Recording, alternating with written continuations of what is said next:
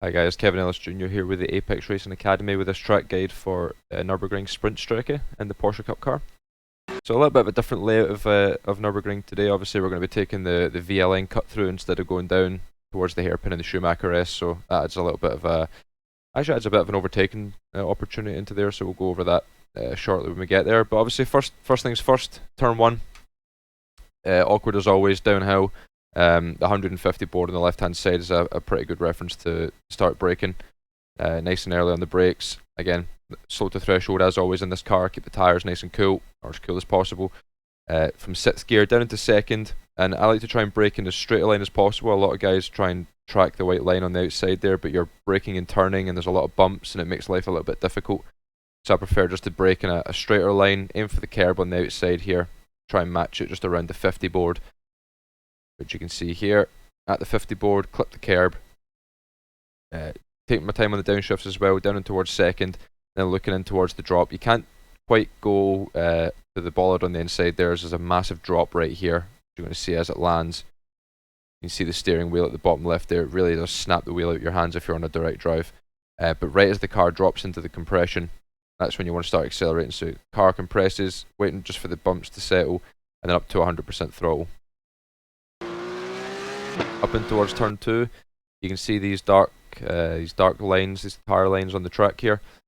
Again, just essentially just draw a line across that with your eyes and brake in line with them. You see as we come over the top, we're on the brakes, nice and gentle, in 3rd gear into here, and I like to just keep it in 3rd, keep the RPMs nice and low. Use the curb on the inside to really rotate the car, and again you can see we're nice and gradual on the throttle, just to try and get the car to start turning. Nice and patient on the throttle, especially the last 20%, and then track right out on exit. Have a bit of a moment on the exit here, a little bit of oversteer, but this is no off track. You can go right out onto here, extending as far as you want. I think the middle of the car over this line and the red and white curbing, that's where your off track's going to be. And towards turn 3, braking's a little bit awkward into here. As you come off the curb, the car's going to want to lock in inside front, so you do need to be nice and patient to threshold. This is really where slow to threshold rewards you, is into corners like this. And again, it's kind of hard to see from a replay, but there's sort of some darker tyre marks right around here, and this is what I'm using for a brake marker. Obviously when you're behind a car it's quite difficult, but you can sort of judge from it's almost just having to try and draw a shape with your eyes around these sort of tyre marks. It's a really awkward corner, but they do sort of get a little bit darker down into here where obviously cars have been braking. So we're nice and gradual into the brakes as we come off that bump, just to avoid an inside front lockup, and we're nice and shallow into this left-hander as well. Downshift into 2nd, and then take as much off this inside curb as you can. You see we're trail braking the full way in, picking up throttle around roughly halfway around the corner. You can see there's this drain on the inside of the curb here. You can pick up throttle somewhere in the middle of that. That's probably a good reference point just to try and get yourself back to throttle. But you do want to keep it as tight to the left as you can. Try and match the end of this curve on the left hand side. Keep the left of your car to the left of the track, sorry. Keep the left of your car on this curb to the left of the track, and then keep it as far left as you can. Up into 3rd gear and then turning right. You're looking into the right hander here, just trying to take as much off this as you can without an off track.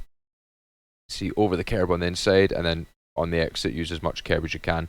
This is very, very close to an off track. I think yeah, if we were maybe a tyre width wider here, this would have been an off track, but here this is right on the limit of what you can get away with here without an off track. And then as long as you get back on before you clip the Astro at the end here, you'll be fine, which again you can see we do that, no off track.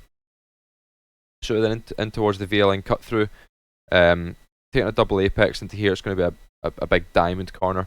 You can see here as it changes from tarmac to like grated concrete, this is roughly where you're going to be getting onto the brakes here. So you can see onto the concrete, onto the brakes from 4th gear, down into 2nd. Use this curb on the outside as well, it's absolutely fine, plenty of grip out here, same as the track, just to help open up the corner. And you can see we're going to be nice and shallow into the first one. Clip this first apex right around here in 2nd gear. The track begins to fall away from you, so keep the brake in it just to keep the weight over the front nose. And then there's quite hard to see on a single screen with this field of view, but you can see this access road on the inside here. Right as the car drops into that, that's when I pick up the throttle and then bring it back across and clip this 2nd apex. There's a couple of different ways to take the exit here as well. You can track right out to this curb on the outside. You can pick up throttle slightly earlier here. You can probably pick it up, you know, here where I'm still braking. You can start seeing throttle come in, which, I mean, we're all talking like a meter or two here at most, but you can pick up the throttle quite early, clip this curb and then track all the way out to the exit. I prefer to keep it a little bit more central than that, just so I haven't got as far to go to the right. And we're up into 4th gear into this left-hander. It's a little bit awkward, this one, because you go over this change in tarmac right around here, and then you're onto the brakes just before the white line. So I'm braking just to make sure that I get to threshold over this white line. Down into 3rd gear into this left-hander then. You can take this, again, similar to the last corner, you can take it a couple different ways. You can send it in through the left and be up on the curb on the exit.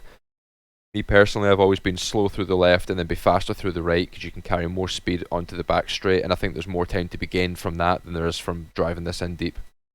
So you can see, again, down into 3rd gear, getting the nose in, can see its bit, and then nice and early back to throttle. Get the weight transferred to the back. It should take this curb a little bit easier as well. It should prevent the car from pogoing. You can see how tight we keep it on exit. We're absolutely nowhere near that curb on the outside. Keeping it way more central, bring it back across to the left in 3rd gear, and then into here. There's some tyre marks again on the track that are quite vague. You can see there's a little one that just goes across the track there, and another second one that comes across as well. Just these two right around here. This is where I'm choosing to brake.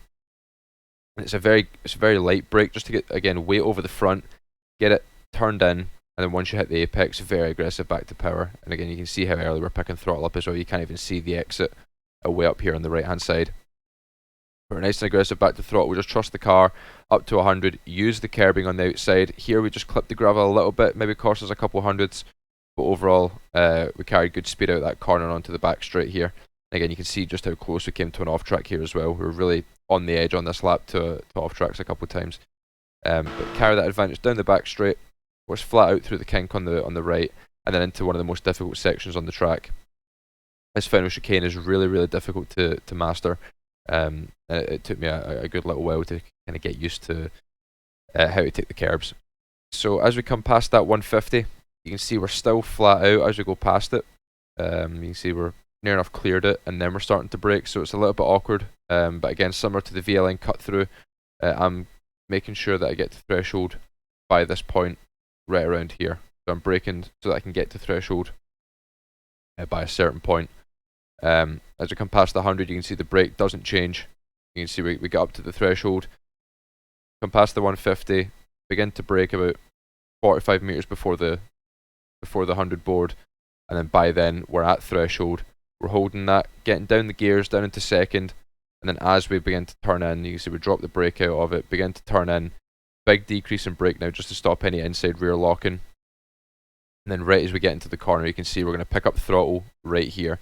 Again, this is going to transfer the weight to the back of the car. It should improve the curb behavior through here, because this is what this is all about, is just trying to figure out how to hit the curbs.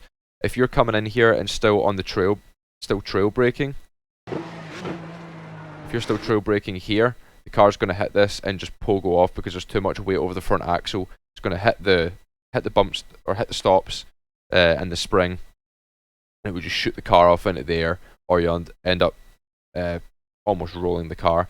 By picking up the throttle early here, you're getting the weight to the back, so the front sort of can glide over it a little bit better like that. So the key to this chicane is before the left, pick up the throttle just to get the weight to the back. Then in between the two corners, you see we get to flat out in second, a short shift to third, lift as we come over this curb right around here, but because we've got full throttle between the middle, sorry, between the left and the right, as we've come off the curb here, we're carrying enough speed to where we're not going to catch the lip of this on the downslope. So it's really hard to explain, but we sort of come up off the curb over the green, and then the car just sort of drops off nicely at the end of the curb here, and then once it settles, back up to 100% again. In towards the final corner, you can see these tyre marks that are quite lit up by obviously the low sun. Similar to turn 2, drawing a line just across the track where these tyre marks start, just beginning to brake. Now into here you can use second or third gear. I personally prefer to use third, just allows you to carry a bit more speed on entry, and you can also get back to power earlier. So into here I'm in third gear. Nice and shallow in towards the apex as well. We go into the cockpit cam, you can see. So braking at the start of them. down into third gear for this one, and again, we're going to start dropping the brake out quite quickly. This is just to keep the car rotating, as well as just doing the last little bit of slowing down. And then there's quite a nice reference point for the final corner. This massive wall right here, this massive tyre bundle just to start the pit entry, sorry. That is a good throttle pickup point. So as your car gets to the start of that, you can see we're going to pick up the throttle. Through here, it's just a case of modulating it just to try and get the car to stay tight to the line that we want. So I'm going to start drifting out or getting loose. And then when you come to the end of the curb here, up to 100%, like that. And then track it right out to the exit. So you get two really good reference points for the last corner. When you get to the start of that wall on the pit entry, pick up the throttle. When the curb ends on the inside, should be 100% throttle. So that should gauge how you apply the throttle through that corner, and just to be nice and patient with the input. But anyway, guys, with that is a lap of Nurburgring Sprintstrecke. Hopefully that was informative to you guys and useful. As always, Apex Racing Academy Discord is where you can ask any kind of questions. I can get back to you there. But apart from that, guys, best of luck on your races this week, and hopefully we'll catch you back on the channel next week for another tutorial.